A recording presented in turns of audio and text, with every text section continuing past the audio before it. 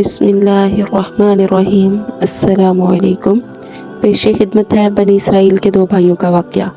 बयान किया जाता है कि बनी इसराइल में दो भाई थे, जिनमें एक मुसलमान था और दूसरा काफिर था। दोनों दरिया के शिकारी थे। काफिर बुत को सजदा करता था, मगर जब मछलियों के लिए जाल तैयार करता तो इसमें ढेरों मछलियाँ आ जाती कि इसको खींचना भी इसके लिए मुश्किल हो जाता। मगर मुसलमान के जाल में सिर्फ एक ही मछली आती थी और वो इस पर सब्र के साथ खुदा का शुक्र अदा करता था।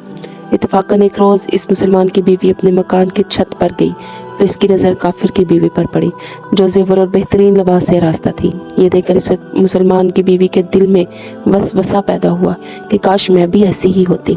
तो काफिर की बीवी बोली, तो अपने शोहर को इस पर आमादा कर ले, वो भी मेरे शोहर के मबूद यानी बुत की इबादत किया करे, ताकि तू भी मेरी तरह मालदार हो जाए। ये सुनकर मुसलमान भाई की बीवी कुछ गमज़दा सी होकर नीचे आई, और जब इसका शोहर घर आया तो इसने अपनी बीवी का हाल देखकर दरियाफ्त किया, आखिर क्या बात है जिससे तो इस कदर गमज़दा मालूम होती है। तो वो कहने लगी, बस मियाँ, या तो तुम मुझे तलाक दे दो या अपने भाई के मबूद की इबादत शुरू कर दो। यह सुनकर इसके शोहर ने कहा, खुदा की बंदी, तू खुदा से नहीं डरती? ईमान की दौलत मिलने के बाद ये कुफर की बातें करती है। तो औरत बोली, बस मुझसे अब ज़्यादा बातें ना बनाओ, मैं भी दूसरी औरतों की तरह अच्छा लिबास और अच्छा ज़ेवरात पहनना चाहती हूँ। जब इस मर्द मोमिन ने देखा कि ये औरत जिद पर उतर आई और इसका असरात हद से बढ़ चुका है, तो इसने औरत को तसल्ली दी।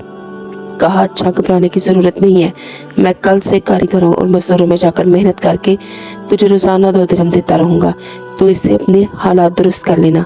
ये सुनकर औरत को कुछ तस्कीन हासिल हुई और सवेरे ही वो मोमिन मर्द मजदूरी की तलाश में निकला, लेकिन किसी ने इससे हाल तक ना पूछा।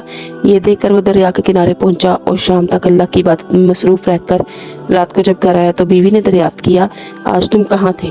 वो कहने लगा, मैं बादशाह की खिदमत में मसरूफ़ था, इसने मुझसे 30 दिन काम करने की शर्त की है। औरत ने कहा कि आखिर वो बादशाह तुमको क्या देगा? तो इसने जवाब दिया कि मेरा बादशाह बड़ा करीम है और इसके ख़जाने माल और दौलत से भरे हुए हैं, वो मुझे वो देगा जो मैं चाहूँगा। चनाचा इसी तरह बराबर वो अपने मबूद बरहक की इबादत में मसरूफ़ रहा। और 30वीं रात हुई तो बीवी ने कहा, सुनो मियाँ, अगर कल तुमने मुझे मजदूरी ला कर ना दी तो तुम मुझे लाजमी तलाक दे देना। यह सुनकर इसको इस कदर परेशानी लाहक हुई और 30वीं सुबह को इसने एक यहूदी से कहा, क्या तुम मुझे मजदूरी पर लगा लोगे? ये सुनकर यहूदी ने कहने लगा कि हाँ, तुमको मजदूरी तो मिल जाएगी, लेकिन शर्त यह है कि तुम मेरे पास खाने पीने का कोई इंतज़ाम ना होगा। चुनाचा वो मर्द मोमिन रोज़े की नीयत करके यहूदी के साथ हो गया। अल्लाह ताला के हुक्म से एक फ़रिश्ता 29 अशरफियाँ एक नूरानी तबाक में लेकर इसकी बीवी के पास पहुंचा और कहने लगा, मैं बादशाह का कासिद हूँ, इसने ये शर्फियाँ लेकर मुझको तेरे पास भेजा है और फरमाया है कि तेरा शौहर हमारे पास काम में था, हमने इसको ना छोड़ा, यहाँ तक कि इसने हमको छोड़ दिया और यहूदी के पास चला गया। अगर वो हमारा काम करता तो हम इसको और ज़्यादा अजरत देते, बस ये कि अशरफी की कमी इसी वजह से है। चुनाचा वो औरत इन अशरफियों में से एक अशरफी लेकर बाजार गई। सोनार ने इसकी 1000 कीमत औरत के हाथ में रख दी और जब शाम को वो मोमिन मर्द घर वापस लौटा तो औरत ने इससे दरियाफ्त किया, आज तुम कहाँ थे? इसने जवाब दिया कि मैं आज एक यहूदी के काम पर गया हुआ था। तो बीवी कहने लगी कि आखिर बादशाह की खिदमत तरक करके तुम दूसरों की खिदमत क्यों करते हो?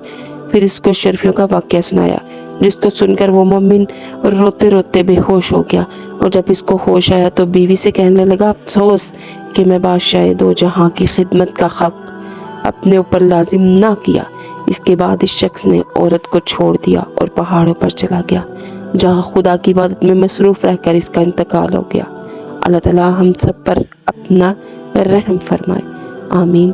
अगर आपको ये कहानी अच्छी लगी हो तो प्लीज़ मेरे चैनल को सब्सक्राइब करें, इसको लाइक करें और ज़्यादा से ज़्यादा शेयर करें।